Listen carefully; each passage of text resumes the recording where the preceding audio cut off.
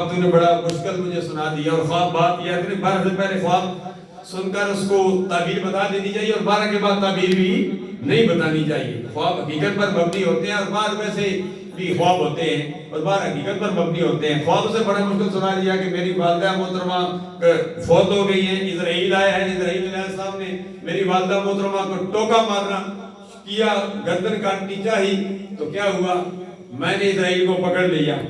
اسرائیل پوچھتا ہے کہ یہ کون ہے؟ وہ نگا پیر مجھے کہتا ہے کہ میں نے کہا یہ میری والدہ محترم ہے, تمہیں پتہ نہیں ہے تو ان کو ٹوکا مارتا ہے. تو مجھے حقانی صاحب اس کی تعبیر بتاؤ. تو میں نے کہا اس کی تعبیر تو بڑی مشکل ہے, تو اس کی تعبیر آپ کو نہیں بتاتا ہوں, انہی کو بتانی پڑے گی. سمجھے, جس نے پوچھا ہے آپ کو بتاؤں گی اس قسم کی خوابیں آتی ہیں.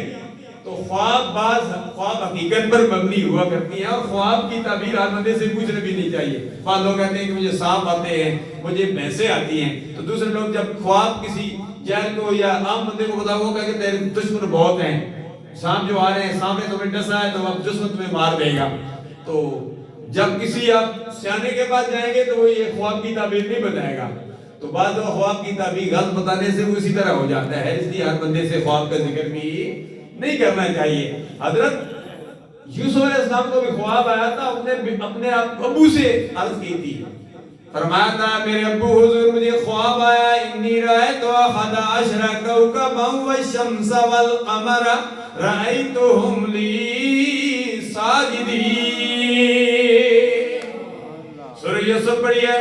حضرت یوسف علیہ السلام فرماتے ہیں میرے ابو حضور مجھے خواب آیا ہے, میں نے 11 ستاروں کو دیکھا. 11 کوکبا والشمس, میں نے 11 ستاروں کے ساتھ میں نے سورج کو بھی دیکھا ہے. والقمر, میں نے چاند کو بھی دیکھا ہے.